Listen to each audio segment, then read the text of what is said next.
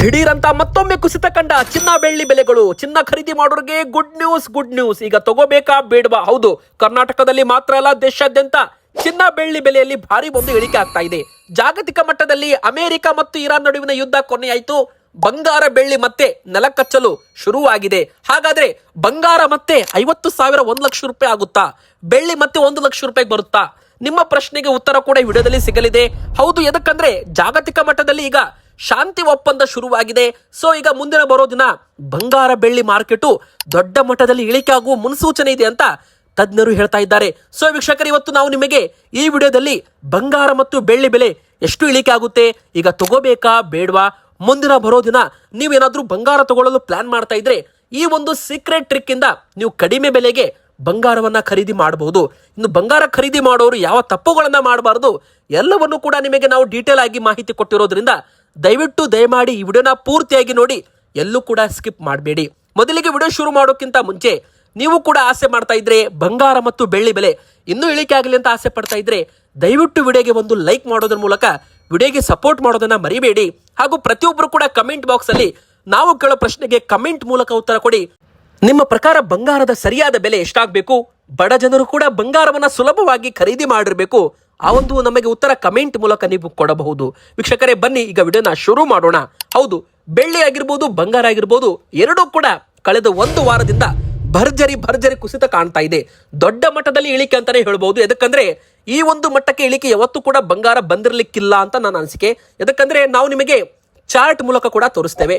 ನೀವು ನೋಡಬಹುದು, ಮೊದಲಿಗೆ ಈ ಒಂದು ತಿಂಗಳಲ್ಲಿ ಆಗಿರ್ಬೋದು, 5 ದಿನದಲ್ಲಿ ಆಗಿರ್ಬೋದು, ನೋಡಿ ಬರೋಬ್ಬರಿ 14,000 ರೂಪಾಯಿ ಇಳಿಕೆ ಆಗಿದೆ.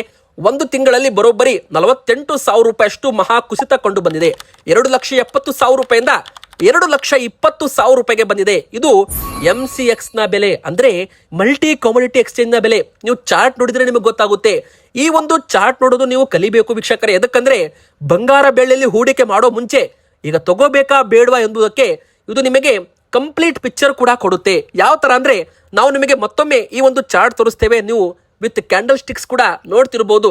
ಇಲ್ಲಿ ನೋಡಿ, ಬೆಳ್ಳಿ ಒಂದು ವಾರದಿಂದ ಯಾವ ತರ ಇಳಿಮುಖದಲ್ಲಿ ಹೋಗ್ತಾ ಇದೆ ಅಂದ್ರೆ ಗ್ರಾಫ್ ನೋಡಿ ವೀಕ್ಷಕರೇ, ಇಳಿಮುಖದಲ್ಲೇ ಸಾಕ್ತಾ ಇದೆ. ಅಂದ್ರೆ ಏರಿಕೆ ಆಗೋದು ಮತ್ತೆ ದಿಢಾರ್ ಅಂತ ಇಳಿಕೆ ಆಗೋದು. ಮೊದಲು 3 ಲಕ್ಷ ರೂಪಾಯಿ ತನಕ ಹೋಗಿತ್ತು ಮೇ ತಿಂಗಳಲ್ಲಿ.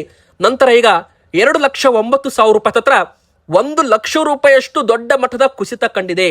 ಅಂದ್ರೆ ಇದು ಕಳೆದ 1-2 ತಿಂಗಳಲ್ಲಿ ದೊಡ್ಡ ಮಟ್ಟದ ಮಹಾಪತನ ಅಂತಾನೆ ಹೇಳ್ಬಹುದು. ನಂತರ ಈಗ 2,22,000 ರೂಪಾಯಿಗೆ ಬಂದಿದೆ ವೀಕ್ಷಕರೇ. ಅಂದ್ರೆ ಹತ್ತತ್ರ ನೀವು ನೋಡಬಹುದು 90ರಿಂದ 85,000 ರೂಪಾಯಿಯಷ್ಟು ಕಳೆದ 1 ತಿಂಗಳಲ್ಲಿ ದೊಡ್ಡ ಮಟ್ಟದ ಕುಸಿತ ಇಲ್ಲಿ ಬೆಳ್ಳಿಯಲ್ಲಿ ಕಂಡು ಬಂದಿದೆ. ಯಾವಾಗ ಎಲ್ಲ ಬೆಳ್ಳಿಯಲ್ಲಿ ಇಳಿಕೆ ಆಗುತ್ತೆ ಅವಾಗ ಬಂಗಾರದಲ್ಲೂ ಕೂಡ ಇಳಿಕೆ ಆಗುತ್ತೆ. ಇದು ಬೇಕಾದ್ರೆ ನಾವು ನಿಮಗೆ ಬಂಗಾರದ ಒಂದು ಚಾರ್ಟ್ ಕೂಡ ತೋರಿಸ್ತೇವೆ. ಇಲ್ಲಿ ನೋಡಿ, 2 ಲಕ್ಷ ರೂಪಾಯಿ ಮತ್ತು 2,22,000 ರೂಪಾಯಿ ಒಂದು ಸ್ಟ್ರಾಂಗ್ ಸಪೋರ್ಟ್ ಅಂತ ಇದೆ. ಆ ಒಂದು ಸಪೋರ್ಟ್ ಏನಾದ್ರೂ ಬ್ರೇಕ್ ಆಗಿ ಮತ್ತೆ ಕೆಳಗಡೆ ಬಂದ್ರೆ ಬೆಳ್ಳಿ ಬೆಲೆ 1,80,000 1,70,000 ರೂಪಾಯಿ ತನಕನೂ ಬರಬಹುದು. ಇದು MCX ನ ಬೆಲೆ ಆಗಿದೆ, ಅಂದ್ರೆ ಮಲ್ಟಿ ಕಾಮೋಡಿಟಿ ಎಕ್ಸ್ಚೇಂಜ್. ಯಾರೆಲ್ಲ ಬಂಗಾರ ಬೆಳ್ಳಿ ಆನ್ಲೈನ್ ನಲ್ಲಿ ETF ಅಂತ ಬರುತ್ತೆ, ಎಕ್ಸ್ಚೇಂಜ್ ಟ್ರೇಡೆಡ್ ಫಂಡ್ ಅಂತ ಬರುತ್ತೆ, ಆನ್ಲೈನ್ ನಲ್ಲಿ ಖರೀದಿ ಮಾಡ್ತಾರೆ, ಅವರು ಇದರಲ್ಲಿ ಟ್ರೇಡ್ ಮಾಡ್ತಾರಲ್ಲ, ಅವರಿಗೆ ಇದು ಗೊತ್ತಿರುತ್ತೆ. ಇದ್ರ ಮೇಲೆ ಬಂಗಾರ ಬೆಳ್ಳಿ ದರ ನಿರ್ಧಾರ ಮಾಡಲಾಗುತ್ತೆ. ಆದ್ರೆ ಅದು ಈಗ ಮಹಾ ಕುಸಿತ ಕಾಣ್ತಾ ಇದ್ದದ್ದು ಮಾರ್ಕೆಟ್ ಅಲ್ಲೂ ಕೂಡ ಬಂಗಾರ ಬೆಳ್ಳಿ ಬೆಲೆ ಇಳಿಕೆಗೆ ಕಾರಣವಾಗಿದೆ. ನೋಡಿ, ಅಮೆರಿಕ ಮತ್ತು ಇರಾನ್ ನಡುವಿನ ಶಾಂತಿ ಒಪ್ಪಂದಕ್ಕೆ ಸಹಿ ಆಗ್ತಾ ಇದ್ದಂತೆ ಬಂಗಾರ ಬೆಳ್ಳಿಯಲ್ಲಿ ಭಾರಿ ಒಂದು ಕುಸಿತ ಕಂಡು ಬಂದಿದೆ. ಯಾಕಂದ್ರೆ ಅಮೆರಿಕನ್ ಡಾಲರ್ ಈಗ ಮತ್ತೆ ಸ್ಟ್ರಾಂಗ್ ಆಗಿದೆ. ಎರಡನೇದಾಗಿ American federal reserve bank rates ಏನಿದೆ ನೋಡಿ, ಅದು ಕೂಡ ಯಥಾಸ್ಥಿತಿ ಕಾಯ್ದುಕೊಂಡಿದ್ದೆ. ಬಂಗಾರ ಬೆಳ್ಳಿಯಲ್ಲಿ ಹೂಡಿಕೆ ಮಾಡೋರ ಸಂಖ್ಯೆ ಕಡಿಮೆ ಆಗಿದೆ. ಇತ್ತ ನಮ್ಮ ಕೇಂದ್ರ ಸರ್ಕಾರದಿಂದ ಭಾರತ ಸರ್ಕಾರವು ಕೂಡ ಬಂಗಾರ ಆಮದು ಕಡಿಮೆ ಮಾಡಿರೋದು ಬಂಗಾರಕ್ಕೆ ಡಿಮ್ಯಾಂಡ್ ಕಡಿಮೆ ಆಗಿದೆ. ಆಲ್ ಓವರ್ ಹೇಳೋದಾದ್ರೆ ಬಂಗಾರ ಬೆಳ್ಳಿ ಇನ್ನೂ ಇಳಿಕೆ ಆಗೋ ಚಾನ್ಸ್ ಕೂಡ ಇದೆ ವೀಕ್ಷಕರೇ. ಆದ್ರೆ ಇಲ್ಲಿ ನೋಡಬಹುದು, ಬೆಳ್ಳಿ ವ್ಯಾಲ್ಯೂ ಈಗ 1 kgಗೆ 2,40,000 ರೂಪಾಯಿ ತೋರಿಸ್ತಾ ಇದೆ ಭಾರತದಲ್ಲಿ. ಅಂದ್ರೆ ನೋಡಿ, ಮಾರ್ಕೆಟ್ ಅಲ್ಲಿ MCX ಅಲ್ಲಿ 2,22,000 ರೂಪಾಯಿ ಓಡ್ತಾ ಇರಬಹುದು. ಆದ್ರೆ ಮಾರ್ಕೆಟ್ ಅಲ್ಲಿ, ಫಿಸಿಕಲ್ ಮಾರ್ಕೆಟ್ ಅಲ್ಲಿ ಬೆಳ್ಳಿ ಬೆಲೆ 2,40,000 ರೂಪಾಯಿ. ಇದ್ರ ಮೇಲೆ 3% GST ಕೂಡ ಎಕ್ಸ್ಟ್ರಾ ಇರುತ್ತೆ. ಹಾಗೂ ಮೇಕಿಂಗ್ ಚಾರ್ಜ್ ಏನಾದ್ರೂ ಆಭರಣ ಇದ್ರೆ ಅದು ಎಕ್ಸ್ಟ್ರಾ ಇರುತ್ತೆ. ಆದ್ರೆ ಇದು ಹೋದ ವಾರ 3 ಲಕ್ಷ ರೂಪಾಯಿ ಇತ್ತು. ಇದ್ರದ್ದು ಬೆಲೆ ಈಗ 2,40,000 ರೂಪಾಯಿ ಆಗಿದೆ. ಯಾರೆಲ್ಲ 3 ಲಕ್ಷ ರೂಪಾಯಿಗೆ ತಗೊಂಡಿದ್ರು ಇವತ್ತು ಅವರಿಗೆ 60,000 ರೂಪಾಯಿ ನಷ್ಟ ಆಗಿದ್ರೆ, ಯಾರೆಲ್ಲ 1,80,000 ಇದ್ದಾಗ ಹೋದ ವರ್ಷ ತಗೊಂಡಿದ್ರು ನೋಡಿ, ಅವರಿಗೆ ಇವತ್ತು 1 ರಿಂದ 1.5 ಲಕ್ಷ ರೂಪಾಯಿ ಲಾಭ ಅಂತಾನೆ ಹೇಳ್ಬಹುದು. ಹೋದ ವರ್ಷ ಜುಲೈ ತಿಂಗಳಲ್ಲಿ ಬೆಳ್ಳಿ ಬೆಲೆ 1 ಕೆಜಿಗೆ ಬರೋಬ್ಬರಿ 1,01,000 ರೂಪಾಯಿ, 1,05,000 ರೂಪಾಯಿ ಇತ್ತು. ಹೌದು ವೀಕ್ಷಕರೇ, ಬೇಕಾದ್ರೆ ನೀವು ಚಾರ್ಟ್ ನೋಡಿದ್ರೆ ನಿಮಗೆ ಗೊತ್ತಾಗುತ್ತೆ ಎಲ್ಲ. ಆದ್ರೆ ಈಗ ನೋಡಿ 2,20,000 ರೂಪಾಯಿ ಆಗಿದೆ. ಆದ್ರೆ ಮುಂದಿನ ವರ್ಷ ಇದು 4 ಲಕ್ಷ ರೂಪಾಯಿ ಆಗುತ್ತಾ, 3 ಲಕ್ಷ ರೂಪಾಯಿ ಆಗುತ್ತಾ, ಯಾರಿಗೂ ಕೂಡ ಗೊತ್ತಿಲ್ಲ. ಆದ್ರೆ ಸದ್ಯಕ್ಕಂತೂ ಬೆಲೆ ಅಂತೂ ಇಳಿಕೆ ಆಗ್ತಾ ಇದೆ. ಮುಂದೆ ಏನಾಗುತ್ತೋ ಗೊತ್ತಿಲ್ಲ. ಸೊ ಇಲ್ಲಿ ಬಂಗಾರ ಕೂಡ ಇದೇ ತರ ವರ್ಕ್ ಆಗ್ತಾ ಇದೆ. ನೋಡಿ, ಬಂಗಾರ ಹೋದ ವರ್ಷ 1 ಲಕ್ಷ ರೂಪಾಯಿ ಇತ್ತು ಜುಲೈ ತಿಂಗಳಲ್ಲಿ. ಆದ್ರೆ ಈಗ ಮತ್ತೆ ಬಂಗಾರ ಬೆಲೆ 1,50,000 ರೂಪಾಯಿ ಆಗಿದೆ. ಹಾಗಾದ್ರೆ ಮುಂದಿನ ವರ್ಷ 2 ಲಕ್ಷ ರೂಪಾಯಿ ಆಗುತ್ತಾ ಅಥವಾ ಇನ್ನೂ ಇಳಿಕೆ ಆಗುತ್ತಾ? ನೋಡಿ, ಇಲ್ಲಿ ಕೇಂದ್ರ ಸರ್ಕಾರ ಆಮದು ಸುಂಕ 5%, 6% ಇದ್ದದ್ದು 15%ಗೆ ಏರಿಕೆ ಮಾಡಿದೆ. ಸೊ ಇದರಲ್ಲಿ ಒಟ್ಟು 15% ಪ್ಲಸ್ 3% GST, ಒಟ್ಟು 18% ತೆರಿಗೆ ಬಂಗಾರದ ಮೇಲೆ ಕೇಂದ್ರ ಸರ್ಕಾರ ಸದ್ಯಕ್ಕೆ ಹಾಕ್ತಾ ಇದೆ. ಒಂದು ವೇಳೆ ಮುಂದಿನ ಬರೋ ದಿನ ಬಂಗಾರ ಮತ್ತು ಬೆಳ್ಳಿ ಮೇಲೆ ಇದ್ದ ಆಮದು ಸುಂಕವನ್ನ ಮತ್ತೆ 6%ಗೆ ಇಳಿಕೆ ಮಾಡಿದ್ರೆ, 15% ಇದ್ದದ್ದು 6%ಗೆ ಇಳಿಕೆ ಮಾಡಿದ್ದೆ ಆದಲ್ಲಿ ಬಂಗಾರ ಬೆಳ್ಳಿ ಬೆಲೆ ಇನ್ನೂ 10-15,000 ರೂಪಾಯಿ ಇಳಿಕೆ ಆಗುತ್ತೆ ವೀಕ್ಷಕರೇ.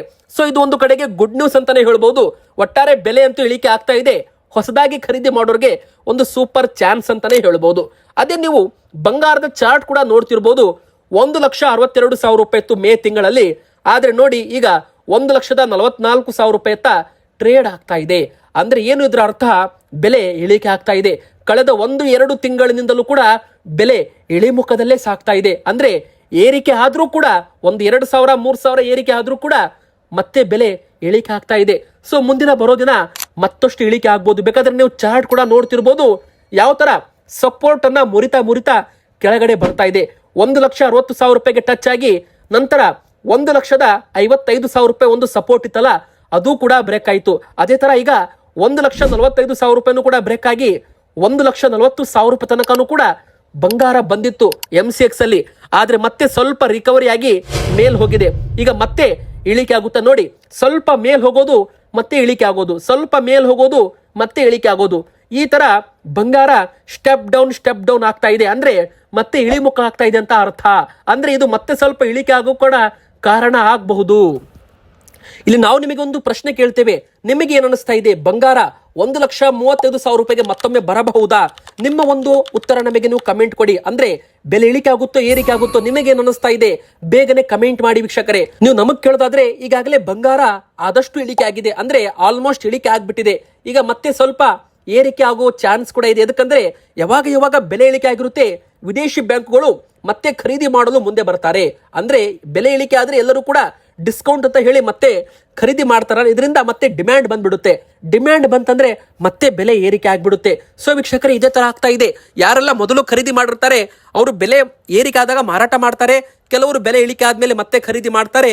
ಸೊ ಇದರಿಂದಾಗಿ ಒಂದು ಬ್ಯಾಲೆನ್ಸ್ ಅಲ್ಲಿ ಬಂಗಾರ ಬೆಳ್ಳಿ ಟ್ರೇಡ್ ಆಗ್ತಾ ಇದೆ. ಸೊ ಈಗ ನೀವೇನಾದ್ರೂ ಬಂಗಾರ ಬೆಳ್ಳಿ ಖರೀದಿ ಮಾಡಲು ಪ್ಲಾನ್ ಮಾಡ್ತಾ ಇದ್ರೆ ಒಂದು ಸೀಕ್ರೆಟ್ ಟ್ರಿಕ್ ಏನಪ್ಪಾ ಅಂದ್ರೆ, ಒಟ್ಟಿಗೆ ನೀವು ಬಂಗಾರ ತಗೋಬೇಡಿ.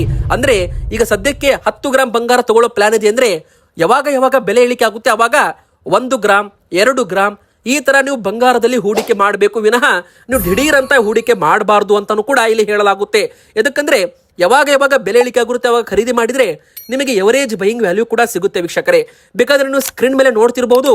18 ಕ್ಯಾರೆಟ್ 10 ಗ್ರಾಮ್ ಚಿನ್ನದ ಬೆಲೆ 1,08,000 ರೂಪಾಯಿ ಇದೆ. ಆದ್ರೆ ಇದು ಹೋದ ವಾರ 1,15,000 ರೂಪಾಯಿ ಇತ್ತು. ಹತ್ತತ್ರ 7,000-8,000 ರೂಪಾಯಿ ಅಷ್ಟು 18 ಕ್ಯಾರೆಟ್ ಚಿನ್ನದ ಬೆಲೆ ಕೂಡ 10 ಗ್ರಾಮ್ ಮೇಲೆ ಇಳಿಕೆ ಕಂಡಿದೆ ವೀಕ್ಷಕರೇ. ಈಗ ನೋಡಿ 1,08,000 ರೂಪಾಯಿ ಇದೆ. ಮೇಕಿಂಗ್ ಚಾರ್ಜು 10, 12, 15% ಇರುತ್ತೆ.